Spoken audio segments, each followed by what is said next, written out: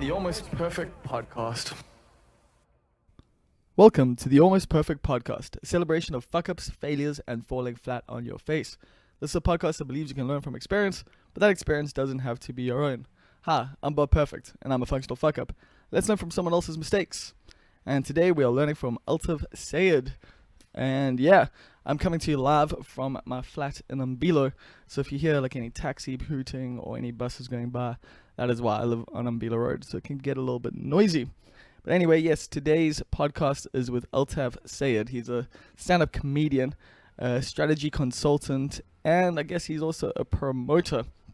And yeah, he's one of the guys in Cape Town who has reached out to me a few times. We've interacted a lot over the internet, and I've hung out with him a few times now since I've gone to Cape Town, the last 2 times basically. And I really dig his vibe, and I felt like he's someone worth chatting to. He's got a bit of a unique circumstance. He has a rare neurological degenerative disease, whereas I just have rare magic cards. So, similar things to talk about there. We talked about how those cross over. We didn't at all, but we did talk about the struggles with that. But the thing is, obviously, that's not the main thing about him. It's kind of, we do get into the whole disability thing, but we mostly just talk about comedy. And yeah, we are kind of brothers on our journey of comedy, I think. I really relate to the way he sees things about, building your own platforms, about taking comedy to people, about not just waiting for things to happen for you, about a whole host of things. Like, we really get along and we really agree with a lot of different things. So I enjoyed this chat, and we get a good perspective, man, like on what it's like to be on the come up in South African comedy, and what it's like to be a Cape Town comedian, I guess, on his level. He does a lot of one-liners, but he doesn't like to be known as a one-liner comedian, although I've only mostly heard one-liners, and he does a lot of that on Twitter, which you can go check out. His handle is Ilachi, which we discuss right at the end. But yeah, I'm back from the Muizenberg Festival. I had an absolutely amazing time. I jumped on 4 gigs, which was so dope. It was just everything I could have ever wanted it to be. I'm super stoked. Did different sets pretty much each night, trying out different jokes. Some jokes were the same. Obviously, I've got my ones that, like, I'm, the core foundation, but I like changing things up. I don't really enjoy doing the same jokes every single night. I think I'm meant to do that. You're meant to, like, get it locked that this is the thing you got in wax, but I like a little bit of jazziness to things, I guess. Like, jokes are your instrument. Well, yeah, jokes are your instruments or your chords and stuff that you know how to play, and then you just throw them in here and there because you think, hey, this one will work cool here, this one will work cool there. But on a different night, you want to switch it around a little bit. So that's kind of what I did in Cape Town over the 4 nights. I just changed things around a little bit, tried different jokes, saw what worked where, and a lot of it worked everywhere. So that was very cool. I got to perform with, some really dope names. Met Yassine Barnes. Well, not met him, I met him before, but we performed together, performed with Conrad Koch. Laz Gola was there. Robbie Collins was there. Tootsie was there. Who else was there? There was so many people. I met, like, Kate Pinchuk. And then also I did podcasts with Rushlu B, who I've known for a long time, and Lindy Johnson, who I met for the first time. But it was really cool that we just got along, like, immediately. Like, we did the podcast at Angel Campy's house, and you will hear that soon. But yeah, I want to give a big shout out to Paul Cowan for bringing me down for the Muizenberg Festival and for organizing the whole comedy side of things and being a big influence within the actual festival itself. It's such a big festival. It's such a dope thing. There's so many different things going on every single night. I highly recommend you guys go check it out next year if you get the opportunity to. If you want to perform, hit up Paul for comedy side of things, and I'm sure he can get you in touch with the right people for the music and poetry and art and other side of things. And if you're in Cape Town around the time of year, go check it out. It is definitely they do things independently. They're very community based, and they give a lot of platforms to a lot of different people. So I think it's definitely worth checking out. It's DIY as fuck, and that's the kind of shit I dig. Anyway, I think that's enough of a preamble. I think that covers most of everything. So yeah, here comes Altaaf Sayed. Enjoy. What up, Altaaf? Away. Do you want to? Bob. introduce yourself because you got a good joke about your name. Hi everybody. So my name's Altaaf Sayed. You can't see this, but I usually walk around with a crutch, which is normally my supporting act. But in order to get my name right, just remember that it's not what you say, it's how you say it. And I'm Altaaf Sayed. That's a good closer. Like that is how Yeah, you close yeah. yourself, That is exactly how I close my sets. Sometimes it's a bit awkward because usually you want to laugh before that, but yeah. Some sets don't go according to plan. Some sets definitely do not go according to plan. You did a set last night with new material that you were saying. Do you want to tell the joke, or do you want to save it for people to hear? Yeah, I'll say. Well, you guys can follow me on social media and stuff. You'll probably see the joke. But for those that are in Durban, I'm actually going to be there on the 9th and 10th of November, playing at Carvin Goldstone Next Gen gig. Next Gen, yeah. So yeah. Hopefully, see you guys there, and you can hear all about these jokes. Okay. We won't go into that. But so you had a bit of a rough one last night with new material. Yeah, it was a weird crowd. I also went through like a whole weird traffic because there was gunshots on this one road leading to the gig, and had to take Cape Town is a cesspit of just fuck up, but it's cool. It doesn't seem like that from the outside, but you just gunshots on the way to gigs. Yeah. Kind of makes you feel more gangster when you rock up to the gig, and I don't want to feel gangster when I'm doing comedy. I'm not Cat Williams, you know. Yeah. Okay. But yeah, so the set. I mean, the coolest thing about new material is that you're so excited to tell the joke, and you just want to see it land. And no, I've been doing comedy for too long that I'm never excited to tell new jokes because it's a 50-50 chance. Like it's not even a 50; it's like a 30-70 chance that it's gonna work because you might not say it correctly. Like it's only like the 5th or 6th time you tell a joke on stage that like you get the joke. Works. Yeah, but I mean that's the process, though, right? Yeah. Like it's all good because you can instantaneously come up with a joke. Yeah. But to actually make the joke work and funny, stage time.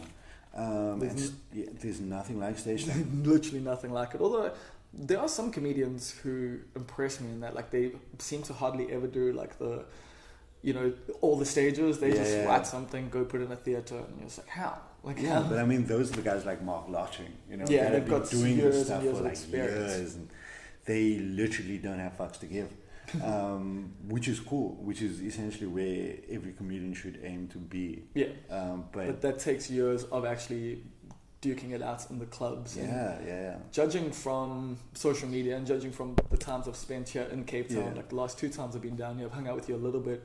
You tend to gig every night almost, like you're trying to get on stage as much as possible, it seems. Yeah, stage time is a drag, won't lie, I'm addicted. There's something about just getting up on stage and telling jokes and making people laugh and just wanting to do it all the time. I am so addicted to telling jokes that I even started busking.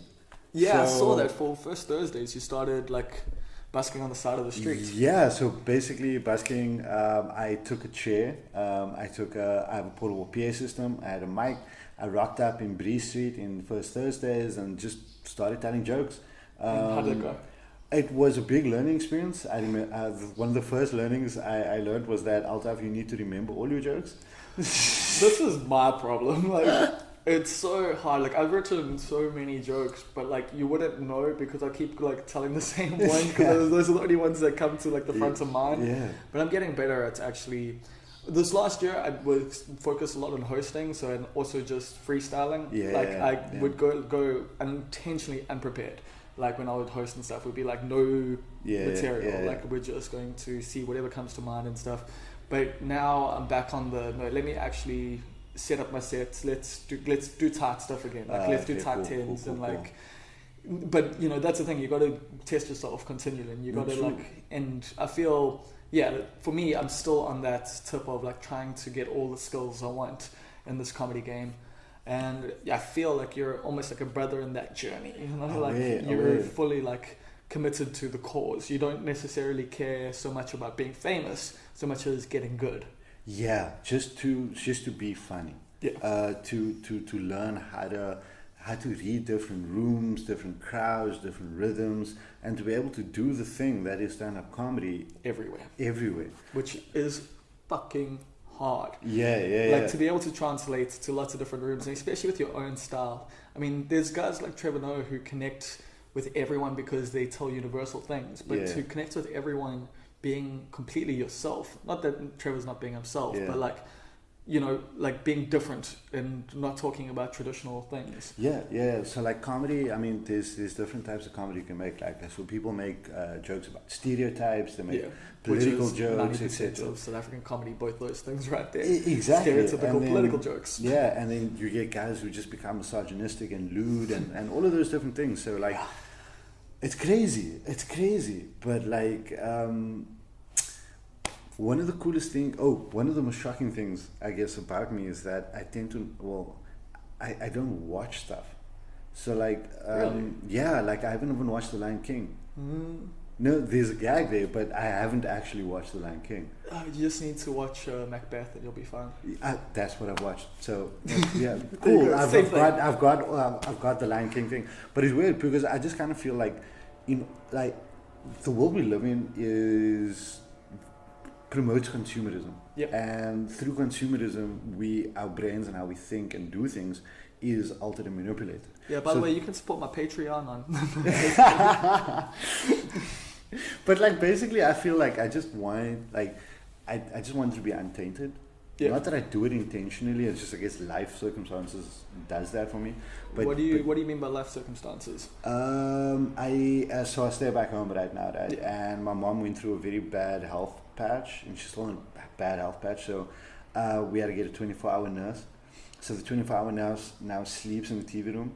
So basically, I hardly ever go to the TV room now, so I don't watch TV anymore. Blessings in disguise. Kinda. So, so that's what life circumstances just kind of throws me back. But that's cool, because then it just gives me more time to be, or try to be more me, in whatever I'm trying to do.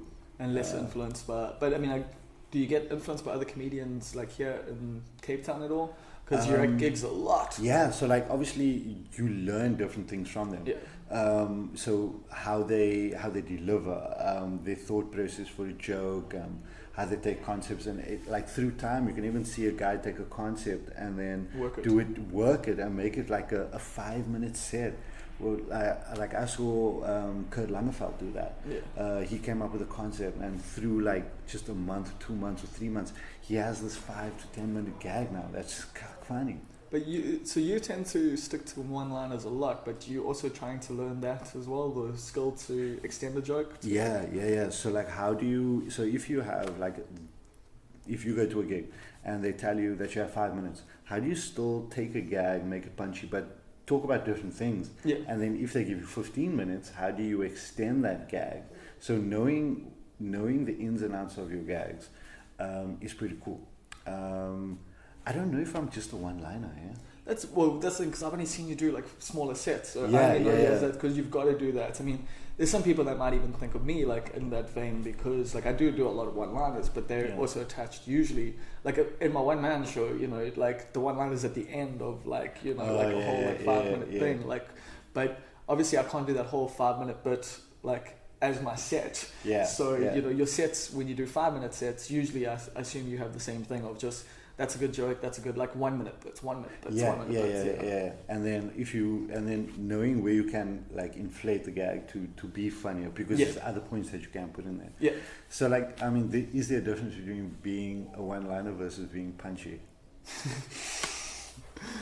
I don't know. I was gonna say like, usually when you do one line, you get a little vuss. Yeah.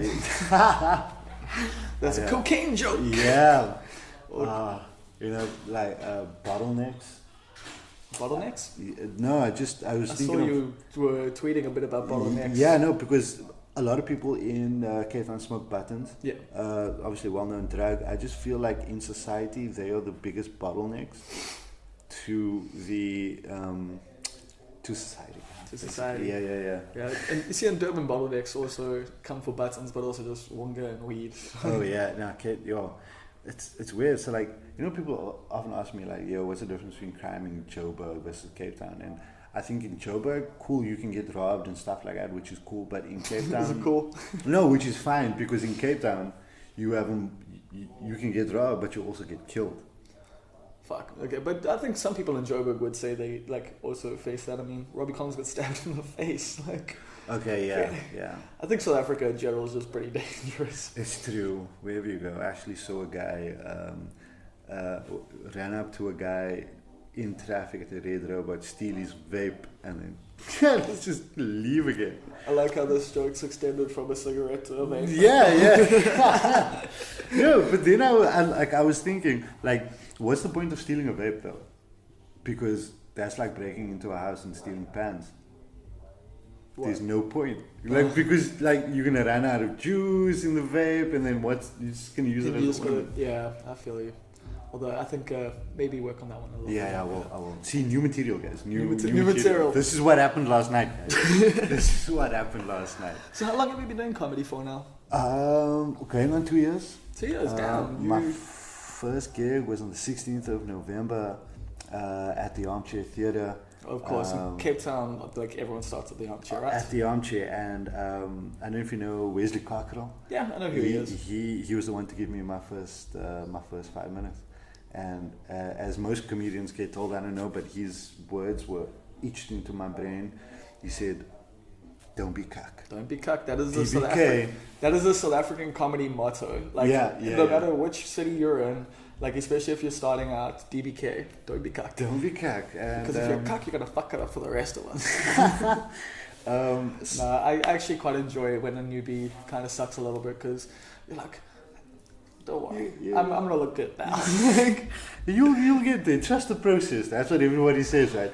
Trust the process. No, fuck that. No, I don't believe like trust the process, because what is the process? The process is different for everyone. Exactly. Like, so maybe trust your process or whatever, but for real, like, I mean, for you it is just getting on stage as much as possible, and it seems to have worked quite a bit. I mean, I remember seeing you like 3 months ago, and just like the gig that you did on Friday night here at like Surfer's Corner, it seemed like you just knew your shit way better now.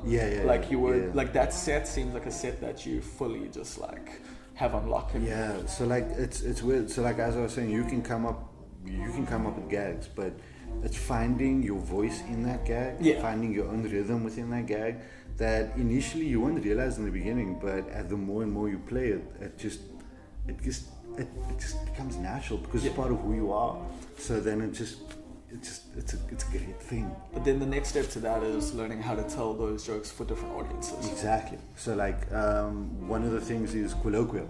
In Muizenberg, I wouldn't necessarily use the term Tani, which is a colloquial Afrikaans word for auntie or mother, whereas in Mitchell's Plain, that word is coming out every time. And so how do you do that? How do you find, especially in Cape Town, where, you know, if you do Cape Town Comedy Club or whatever, it's lots of international people apparently. I wouldn't know, never played there. I've never asked, so, you know, like, but I'll always just take digs, but like I'll never actually like, you know, try do the thing. I always like, hi Des. But nah, I will next time I come down. I'll see if I can. But yeah, so that's got international, but then you've also, you know, got other gigs where like it's, you know, it's, I guess in South Africa we always have that, you know, you got your white audiences, you've got your coloured audiences, and like, I mean, Cape Town's probably mostly white and coloured for you guys, with like smaller black and Indian like representatives.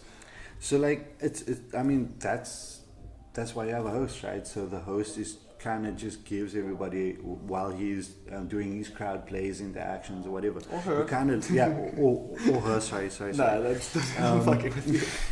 And then he gives you insight into what the crowd is like, and then you have to then take note of that, which is the crowd's rhythm, right? Because every crowd, like, this rhythm thing is like this invisible hand that just controls a comedy room. Yeah, because when you don't have it, your set's going to be shit. Exactly, like, right? And the thing is, you can have it literally on the same night. You can have it like at one gig and not have it at the next, or the other way around. You don't have it at the first gig and then you do the next one. You're just like, what the fuck? I'm so good at this.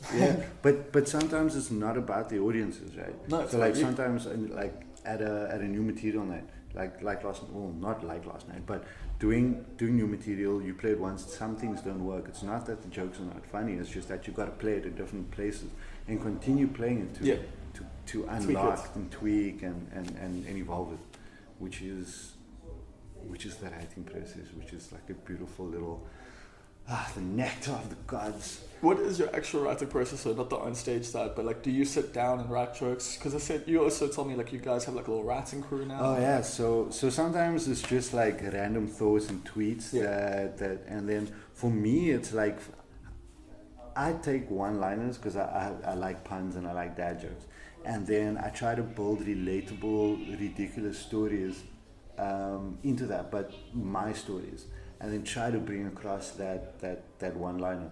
But then as you tell the story, you got to look for the other punches in that story, and then tell it like it is. And then there's like delivery, then like way to pause, how to say things, word use. Which do you find more difficult, writing or delivery? I mean, judging from like how you're speaking, like it seems like delivery would be the harder part, and like writing seems to come naturally to you. But I don't know. Yeah, bit of both. I think it's being the hardest part is being your most comfortable, authentic self on stage, telling those jokes. Yeah. And telling the jokes the way you know it's funny to you. Yeah. That for me is also hard because you got to break down those inhibitions because you're getting up in front of people, right? People you don't know. See, I prefer it in front of people I don't know, but yeah, well, I mean that's when we are the most authentic, right? Yeah, because we're not held back by preconceived ideas. I mean, I really do appreciate when my friends come and support and stuff, and you know, I do want that. You have friends that come support? Wow, no, congratulations! I don't have that. I'm saying I just appreciate on the rare occasion that it does. Yeah. I don't know if you've ever seen my Facebook. I bitch like a lot, but at the same time, I almost don't want them to come because it is one of those things of like, you have a preconceived notion of me, like you don't know what I'm doing here, like the character, because like also there is a characterized version of ourselves when we get on stage. It's not like it is your authentic self, but it's also a heightened version of you. It's like also different nights I'm an evil bastard and other nights I'm a nice sweetheart, you know, telling like kind gentle jokes, you know. Sometimes I'm doing suicide stuff, sometimes I'm doing, you know, save the environment stuff, and it's like so you know, your friends, for me personally, like I do like just get a little bit more nervous, whereas like if it's like that's why I guess I love coming down here or like going to Joburg and stuff, because I just get to get up and kill, like, because it's like I don't have those inhibitions anymore. Like I'm not worried about like what do these people think. So like I played a gig at the Comedy House, right? Which we'll talk about. We sat there, but Eugene Koza was there and we were chatting, and Mark Loshman was there as well. Mark Loshman was there. So Mark Loshman got up and he was killing, and I was like, wow, this guy's like doing this thing, and Eugene was like, yeah, that's it, you just gotta, sometimes it's not about the audience, sometimes you just gotta ignore them and just do the thing according to how you know how you want to do it, and naturally it will just be funny. And that's where the trust the process all these older guys love those words. No, the thing that I kind of like get annoyed by like some of the older guys and stuff is like you ask for like real advice and they're like, just be funny. Like, bro, I'm doing that already. like a lot of us are funny. Maybe not as funny as you, and I get that. But you know, how do I get the bigger bookings? Just be funny. That's not true. Like there are politics here. There are other things that you want. You want a bigger social media reach. You want these things. Don't lie to me. But that's just my own personal like. I think vendetta against like like I feel like a lot of older guys don't actually give real advice sometimes.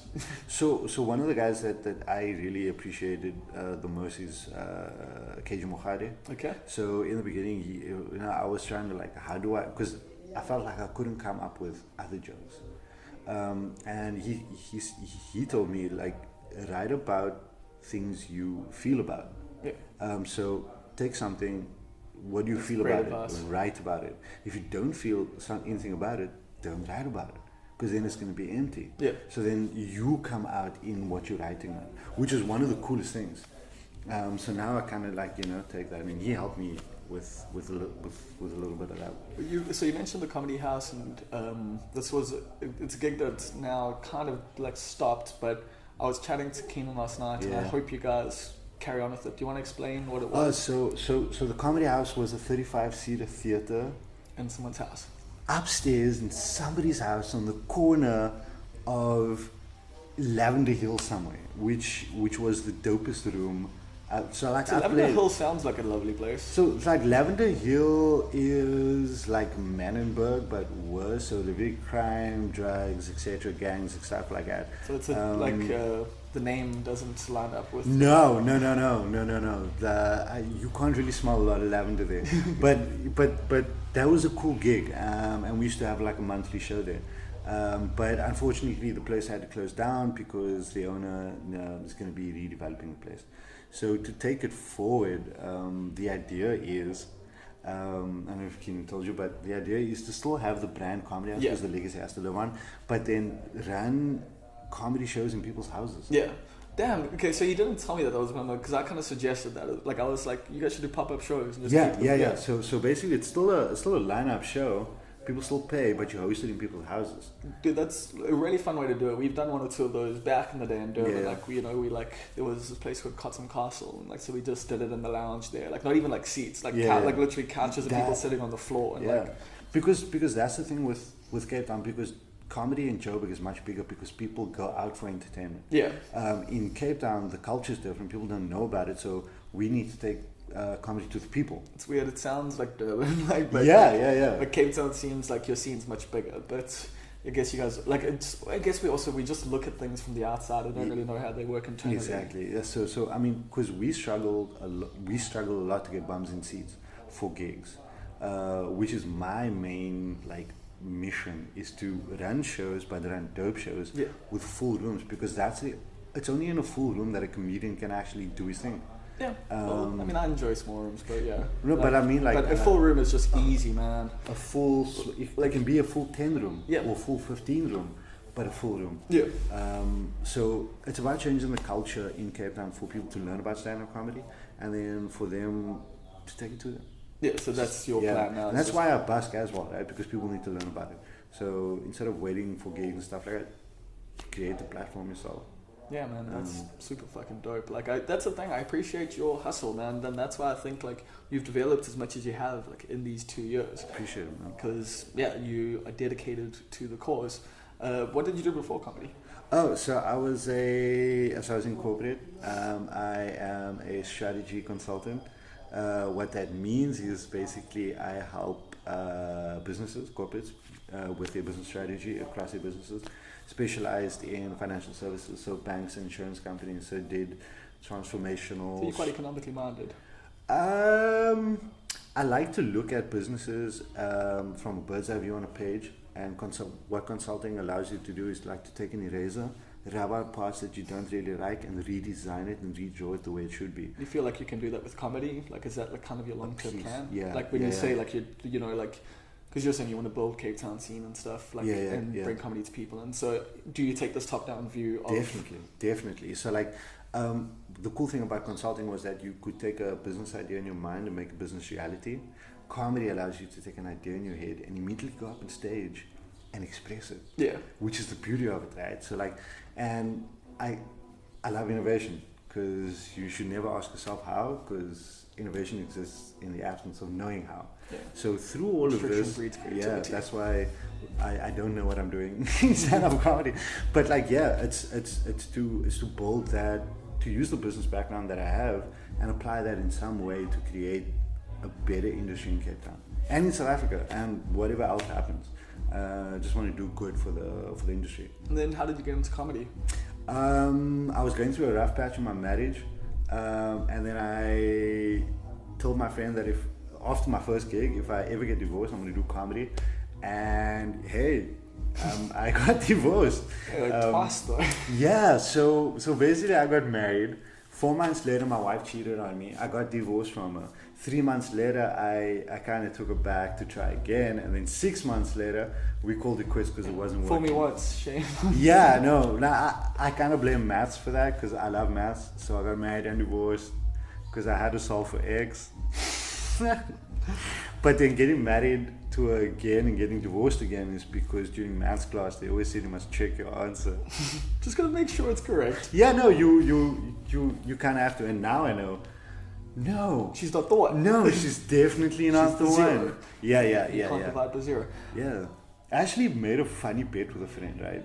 And I told him, yo, man, if I ever do a show where I thought it was going to be about your wife cheating on you. No. So if he could win that bet pretty easily, but if I ever do a one-man show with 50 people or more, I told him I'll come out in a full astronaut outfit and do the comedy show in an astronaut outfit. Yeah, because I don't know. So where are you gonna get this outfit from? I don't know. I just felt like my jokes are out of this world. Oh, the cheese never fucking ends with it, bro. I love dad jokes. Do you like pizza? I do. I do love pizza. Like obviously thin base because you bring your own cheese. Yeah, totally. Which is weird. You know, like a lot of people don't know that. So before comedy, like 2 years before getting married, I actually ran a pop-up burger store. What? Okay. Yeah, so it was called. This isn't a setup. No. You can check it out on Instagram. It's called Archie's Kitchen.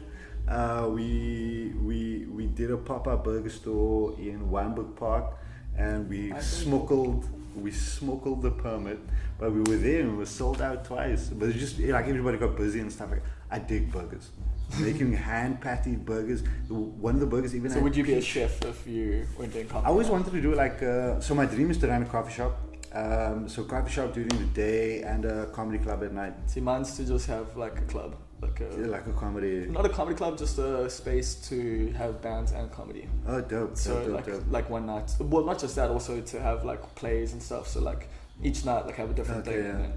So because I want to do stuff and like create platforms and stuff like that, also because I do busking, I always wanted to start a production company called Soapbox Studio. Yeah. Because like soapboxes are known for where people get up for the first time and express themselves and stuff like that. So yeah, Soapbox. So you want to do the all-in-one thing? Yeah. But how are you going to do that and manage a comedy career and all these other things? Oh no! So with a business mind, you can create. And you outsource. Outsource is the best but then you only hold a strategic consulting, innovative relation with those, and you take a percentage. They make their money, and they're driven by their own KPIs and stuff. So a lot of ideas. Performance indicators. Yeah. Hey, I don't know what that means. I could do corporate. So I don't know. There's a bright future. I'm excited about it.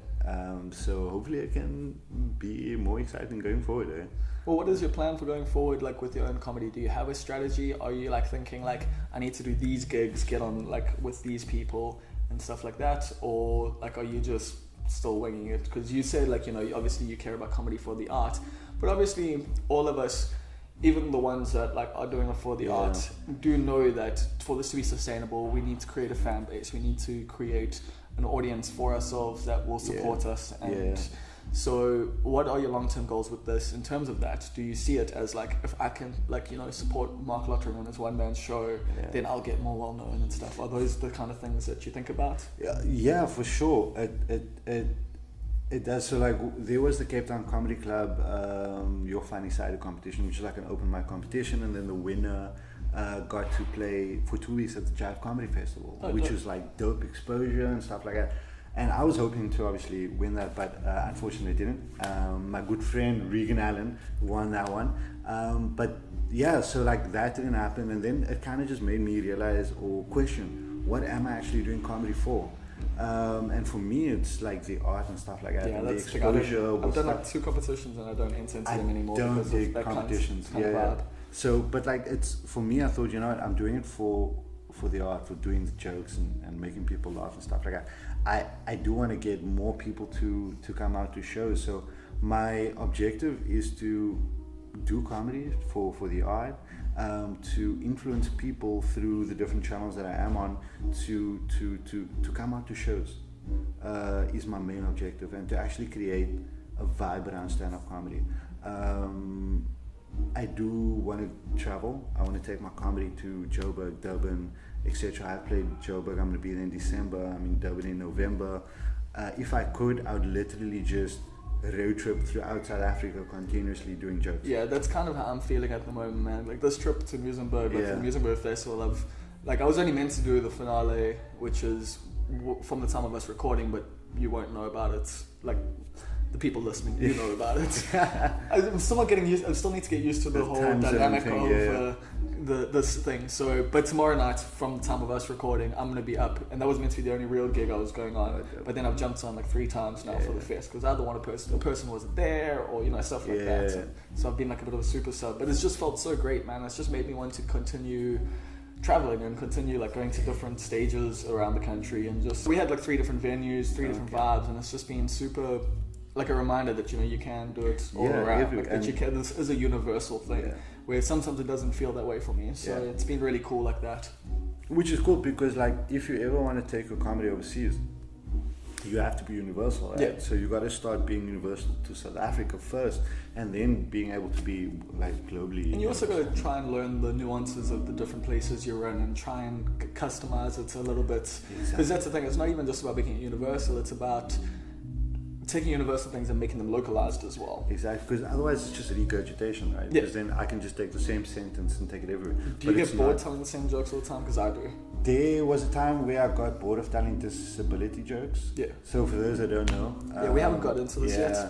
But so I've been diagnosed with very rare degenerative neurological disease about 5 years ago, which has basically taken away my physical ability in my lower body. So I walk around with crutches, and you'll see me on stage with a crutch.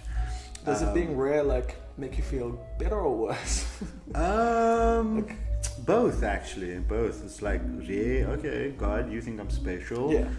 Rare, fuck, there's no cure. What the hell do I do? But you just go with it. But you don't like a well done neurological disease? No, I'm like a medium to rare, medium to rare. Tastes better. So like in the beginning, when I started doing stand-up, they said that I had to address the elephant in the room, which is the crutch, and then a lot of the jokes started being about the disability. But that then becomes a crutch. Exactly, and I didn't want that. So now I'm kind of like trying to break free from that and tell other jokes and people to not, because I don't see myself as disabled. Yeah. I'm physically fucked up, but mentally, it is a little bit harder for you to get around. True. And you probably go through quite a bit of pain, or is it painful? Most of the pain I go through is when the disabled parking is taken. But other than that, I'm okay. Yeah, it's okay. It's okay. If you do see me fall ever on stage, it will be gracefully. It will. I tend to pirouette when I fall, which is dope. Have you fallen on stage a lot? I've fallen on stage twice now. Do people think it's part of a joke, or? No, people think it's people gasp, and but then I always come up with like this quick little jab, and then just to get the laughter going, because it's funny to me. Yeah. It's very funny. But do you feel people feel a little bit uncomfortable? Yes. So like. It also allows me to push people with the types of jokes I make, because I'm allowed to, like in the same way that different people can make different jokes. Yeah. I can make disability jokes. So when I say, ain't nobody got time for disabled people, I'm allowed to say that. But do you feel like other people aren't?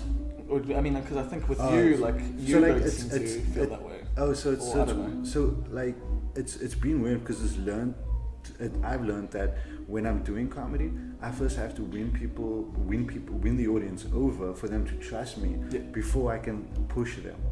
So you have to be cognizant of that, because that's about reading the crowd, the rhythm, etc. But I mean, like, do you think other like able-bodied, like people aren't allowed to tell disabled jokes? I mean, or you laugh at those as well? It depends. It depends on what the joke is about. If it's offensive and you being derogatory towards disabled people, then maybe not.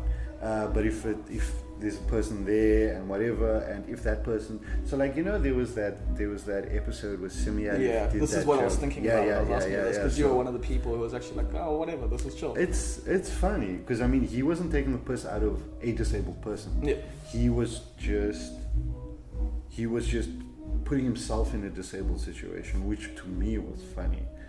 If you are, but other people will interpret it we live in a too woke world. I mean, I have a gag about how wokeness can get you out of any situation, because it got somebody out of a situation by being too woke. Can I actually just talk about that? Because that's funny. So guys, I was looking for disabled parking, right? And then I know this joke. So I was looking for disabled parking, and I drove past, and I saw that there was a car where people were standing outside, and they didn't have a disabled disc. Anyways, I come around again, and I'm like, "Yo, guys, this is your car?" They're like, "Yes, it is." And I'm like, "Where's your disabled disc?" They're like, "Oh, we forgot it at home." And I'm like, "Where's the disabled person?" They're like, "No, my mom's in there." So I stood there and just looking at them, because I know they were talking cack. Then they joked and said, "Ah, no, this is not our car, we're joking." I got out of my car. I went to the car. The car door was open. I got inside. There was a phone. I took the phone. I showed them, guys, this is not your car. They're like, no, it's not my car. I walked away with the phone, got into my car, and I drove away. They did nothing. So now, for me, it's not, I didn't really want the parking. I just really wanted for them to admit that they were doing something wrong. Anyways, I pulled back around again because I looked at his phone, I switched it on, and I saw a picture of the people that were standing outside the car. So obviously it's their car and their phone. Anyways, I did a video like, yeah, fuck you for doing something, whatever. I get back there, I go up to the guy and I'm like, dude, I saw your phone, this is your car. He comes to me and he's like, yo man, you just broke into private property. You can't do that. And I'm like, how's that different to you taking a parking that you can't take? His next words were, you can't use your disability as an advantage. Which is a really fucked up thing to say, because firstly, I am using my disability to be advantageous for parking. So what he's saying is true. So you felt a little called out there. Yeah. And then the punchline for that joke is that it came from a guy in a wheelchair.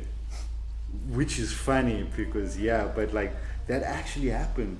And oh, so this was a true story? No, this is a true story. Because that was the thing, like, I know the joke, and then you took, the joke's a bit shorter. But that actual situation that I described actually happened.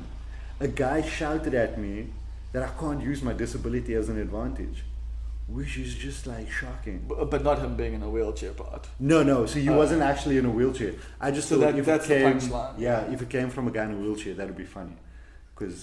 But that is pretty fucked up. Like someone saying don't use a disability as an advantage. It's like, I don't have many of them, motherfucker. Exactly. Like, so being able to park a bit closer, like, because I mean, it does take you a little bit longer to fucking get spaces, like. But I mean, him saying that is actually being woke. It's saying that I'm privileged in a way based on my disability, therefore I can't use my privilege because he is less fortunate because he doesn't have a disability. Exactly. So he can't get normal parking, which is fucked up. But okay, that was just a rant about that actual live situation. You see, I thought that was completely just a joke that you. No, that like sometimes you can't write stuff that's that funny.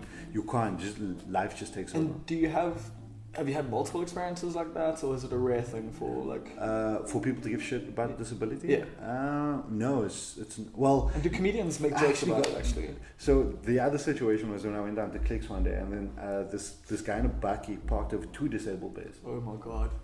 Okay. So now I'm waiting by the car to like confront the guy because there was no parking for me.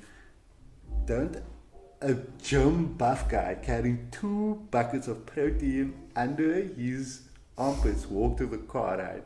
And I'm like, dude, is this your car? He's like, yeah, what's wrong? And I'm like, nah, dude, you parked a bit shit. You're over 2 disabled bays. He's like, what do you mean? I never knew this was a disabled bay. And I'm like, no, this is a disabled bay. He's like, oh, why do disabled people need disabled bays? So I'm like, because we can't walk far. You guys can just crawl. Fuck off. No, this literally happened. This actually happened. I lost my shit. I was gonna fuck him up with my crutch, but then the car guard pulled me back and stuff like that. He got upset with me because I swore at him. Yeah, for being a doers. Exactly. But like that's the world we live in. There's ignorance on both sides. Yeah. So you do get it, you don't get it, but yeah, man, because like you don't like. I mean, obviously, like able-bodied people don't really know the reality of like what you go through. And like, and I mean, because you make a lot of jokes about stuff, and like, I don't know, was asking you, do other comedians make jokes about it? Are you cool with all it? the time. Like I'm cool about it because I know that they just taken it's for comedic purposes. And do you find like it's almost like a level of acceptance, like with comedians, like if they are making jokes about it? I kind of live by principle that offense is taken, not given, and I don't have like time to take offense because I mean, we're only responsible for ourselves. So if you want to make a joke about it, if it's funny, I'll laugh. If it's not funny, I won't laugh, but I won't take offense by it. Okay. I'll just say, yo man, that's not funny. I mean, I think there'll come up a time where you'll just get like, okay guys, it's enough now. Yeah, like, been 10 years. Come on now. Well, hopefully it's 10 years, right? If I ever last this long in the comedy game. I mean, it's up to you. Yeah. Like, that's the thing. I mean, I think we are reaching a point in South African comedy where the gatekeepers are becoming irrelevant. because we're making our own spaces. True. The gatekeepers are a real thing, both nationally and even in cities. Yeah. I mean, we know there's the whole politics about Yep. Critics' Choice Awards and. I was going to say, I'm not that. going to mention anything, but... Oh no! I don't even know because I don't like politics. Personally, my dad was an activist in the party that got locked up in jail, and hearing all of that story just makes me feel like I don't want to talk about politics ever. So I'm just doing it here for the art and making jokes. Yeah, like literally. I sat busking in Bree Street for it's the 3 thing, you're hours. creating your own opportunities. You also run some rooms, you did the Comedy House for a while. Me and Keenan ran the Comedy House for a while. We ran the gig in Muizenberg at the Lab, Yep. which is like a music studio. Which is where we're recording. Yeah, I think I might have said that in the beginning. Yeah. So last Thursday of every month, and we're trying to open more rooms. I'm trying to open a new material gig in Claremont.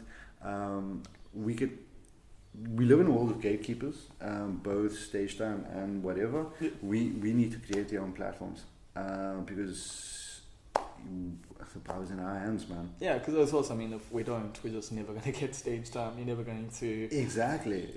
But with the power of social media, and also with just the power of being able to go and talk to a venue and say, hey, can we do this thing here? Exactly, because there's no harm in trying, right? There's no harm in trying. Of course, I mean, I know some people like criticize like things they like to call like, you know, people like death crews and stuff, you know, Yeah. like starting their own rooms. And you know what, maybe some people are bad at this thing, and the reason why they don't get booked is because they're bad at the thing. But a lot of the time there's some politics involved, and like also, you know, there's just not enough like stages yet. Like in terms of, there's more comedians now than there are slots available, so that's why we do have to keep creating new shows so that we can perform like more, so that we can actually get on stage. Because like, you know, you can Goliath only have so many slots, you know? Like, which is a 2-month booking process. Yep. Yeah. Which, I mean, I'm cool with that. Like, you can plan ahead and go, cool, I'm going to be there in 2 months' time. Yeah. But yeah, I mean, that is also a cool way to run, and they're not like gatekeepery. So like, I'm pretty stoked about that. It's like you hit the Goliaths up, and they're usually very happy to. They are the coolest there. They are the coolest. They, like, when I was in Joburg, they gave me when they used to run the basement gig. What's happened with that? Is it no longer so going? now it's Sophie Sonene's gig. Yes, he's doing the different language things every night, which is perfect. Which is dope. Because Vernac is a big scene. Yeah. And I hate that I can't appreciate the jokes as much. Because it's not just the language barrier, it's a culture thing. Yeah. Because that's where the humor is. And they're also like second language English jokes that, like, you know, like Black audiences will crack up to. And you're just totally. like, I could have written that, like, but I never would, because you don't say it's quite the same way. That's the thing. Like, language is both a barrier and a thing that we connect with. It's and that is the thing in South Africa. Like, the Vernac scene is definitely way bigger than the English scene, and like, I think, you know, as English comedians, you kind of harm yourself by not learning Vernac stuff, but not actually being able to communicate with more different people. I mean, I saw Stuart Cairns at the gig on Saturday night, and he killed it because he had some Zulu jokes, and like, you know, he was able to connect with the crowd. And it's like, I think that is the thing that more and more, like, even myself, like, I'm looking at it, like, I should know a lot more Zulu than I do. Like, I know very basic stuff, and you know, I really should know more. So I think that's something I'm going to focus on. And if you want to, like, do more Vernac stuff, like, without being culturally appropriate, I mean, there is space to do it, I think. No, true. You just got to put yourself in that situation. Like, one of my favorite gigs in Joburg was the Oz Pub in Soweto. Okay, I haven't been there yet. So there's, I don't know how I got there. I don't know where it is. I just know that there is a gig in the Oz in Soweto, which is dope. And people appreciate it. People really appreciate the humor. I mean, there was a gig in Guguletu, Gags and Googs. Dope. Like, you would think that it wouldn't be great, but until you put yourself out there and put them, it's gonna be dope. Well, because I mean, we have our hang-ups about, you know, fitting into different cultural spaces. Like, I think everyone, no matter what race you're in this country, like, if you are put into different cultural spaces, you find yourself having to adapt in different ways, and like, you do have mental hang-ups about it. Are these people going to get me because we don't come from the same cultural backgrounds a lot of the time? How do I connect? How do I cross these barriers and stuff? So it is a psychological thing that I feel like we don't discuss openly enough. Maybe. Everybody's too scared to die, right? Yeah. Everybody's scared, but like I think so. There was this gig in Cape Town run by Kurt and Dylan Skews called Sergeant Pepper's on a Monday. Yeah. Which is like the death room dojo of Cape Town. Really? Yeah. It was renowned to be a dojo, and I think that room specifically taught me to accept death. So like whether you die or not, it's not about that. It's death is irrespective. Yeah, but it's also don't become too comfortable with it. Yeah, fair enough. So like you can't go up on stage and be shit, but like it's always death could happen, couldn't. You're tightrope walking, man. Like that's what comedy is. You're literally always on that like precipice of like. If you fall off, you're dead. Like that's it. And like sometimes you can resurrect yourself, but true. Not often. And like I hate when comedians like chase the resurrection. Like they're dying, and it's just like, bro, just cut it. just. It's because you can feel it. For me, that's the thing. I'm like, I'll go like a few jokes over. If I'm dying, I'm like, okay, let's see. Okay, no, I'm not getting it back. I'm cool. So like, thank you for your time. Here's your next comedian. You'll enjoy him more. So like even Mondays, right? So when I opened for Paul's gig, but that was a weird situation because the cops came before. Like, it was still weird, right? Because like even the whole back row when Paul was performing, they weren't laughing. Yeah, there were 4 people that didn't laugh for over an hour. But like, I mean, for like 7 minutes, I was going and. Stuff that worked at Friday night in at the Circle just did not land or get anything from anybody for a solid 7 minutes, and then after that 7 minutes, towards the end of the set, that you got them on board, but like the first, like as you were saying, it was crazy, and I looked at you a few times, and I was like, oh my god, what the hell? But the thing is, for that though, you had to do that because your job was to break soften through. So that was the thing. That's a completely different thing to if you're on a lineup with like 10 people and everyone's got 5 minutes, and then you are just trying to like chase the thing, and then you're actually ruining the gig because you're not making the people laugh, and the people are getting more frustrated the longer you go. Whereas what you did on Monday night was more just break the tension that had happened earlier in the night. So you were taking the blows early on, getting them warmed up to the point that Paul could come on and be more comfortable. There's a guy there, so like, Altaaf, why do you use crutches? It's because I open for every. Okay, don't use that joke, Altaaf. Yeah, I'm not. No. Okay. I'm not gonna steal that one. So do you? Is that a thing here, by the way? Do you guys have like your joke thieves in Cape Town? Joke themes? Thieves, like people that you know. Like, I don't want to go up tonight because that guy's here. Nah, I don't think so. I think like where jokes are quite similar, people talk about it to each other. Like, is it cool if I say this joke or not? Like, I've seen that happen. That's dope. I don't think people steal material necessarily though. But you might have similar premises because you've heard someone tell jokes before. Like, yeah, look, there are guys that are hack that use memes on stage. Like, I've seen that happen, which is cool. But the one thing I'm hating at the moment is this comedians making fucking pictures of themselves with quotes of their jokes. Oh snap. Like, lots of people have been doing this like for a while now, but more and more people are doing it. Like, this is a strategy of comedians to like a picture of themselves on stage. So like they've quote themselves, like, because like how people do this for famous comedians. Like, but other people do that because it's a good joke and that person's famous, and you can't make a meme of yourself. You've got to be memed.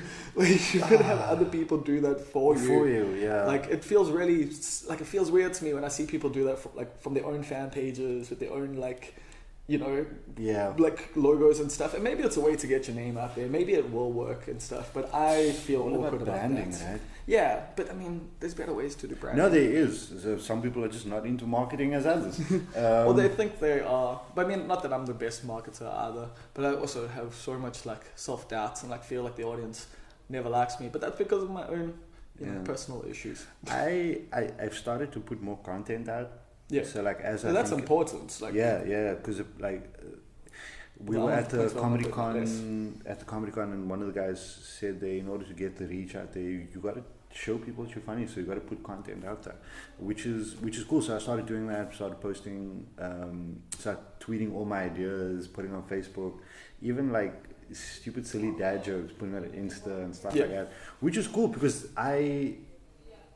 it's not what the jokes are eventually going to be when it's on stage, because I still need to work it and stuff like that. I just think it's funny. and I think that actually has shown a bit of growth in like social media viewership, etc. And so have your numbers been going up since the more you post? Yeah. I think so. I think I get the least amount of interactions on on Twitter and Instagram, but like in terms of banter and chat. I've actually Facebook. been finding Facebook to be my preferred platform, and I never thought I would say that. Like, yeah, I know, right? But like people actually laugh at my shit on Facebook. Yeah, Twitter is a bit like too stuck up. It's and clicky. Like, it is very clicky. I mean, I haven't been on this month because I'm doing like sober October, so I've quit coke and not cocaine, just Coca-Cola. Okay. And I never quit cocaine. No, but I've quit Coca-Cola and Twitter for this month. And I'm not missing it, man. I'm missing Coca-Cola like a lot. Yeah, but not Twitter. But not Twitter. Nah, you know what? Twitter is. Yeah. I'm it's feeling cool very for taken with it. information. It wasn't cool.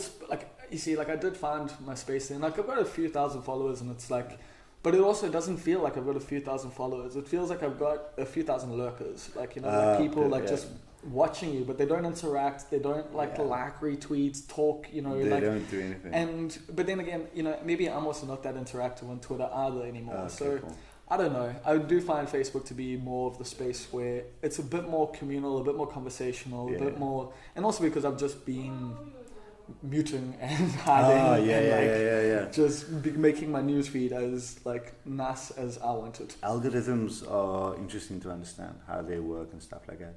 Magnets, how do they work? Yeah, but like it's weird because like even on Insta, you might get like 150 people view your story, but nobody actually answers the poll that they viewed. I kind of have that issue a little bit as well, like even with this podcast. So the one that I did with myself, I could put it out on Twitter, I put it out on Insta, and I put it out on Facebook.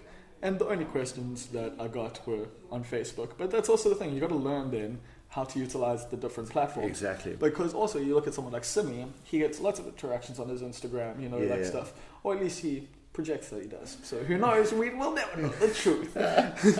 But you know what I mean? But that is also the thing, like I've even found now, you know, in Cape Town, people be like, yo, you're doing really well at the moment. And I'm like, glad you think that. I'm doing fine at the moment. Like I feel like I'm in a good space. I feel like I'm doing cool things, but it's not big. It's not like, but I have actually, but it's also maybe that's once again the way I see things. But I've intentionally been more careful with what I put out on social media. I haven't been putting out as much negative stuff because that stuff's come back to bite me, and that also creates this perception of like, you know, like I like to be honest on social media, like so I like to be real. I've always been like both positive and negative. But if you put the negatives out there, then people only see the negatives. They don't see the positives. Yeah, that's true. So that's true. I've been trying to do the opposite now and just constantly. But I've also been like on this whole journey of like mindfulness and gratefulness and stuff. Which is dope. Eh?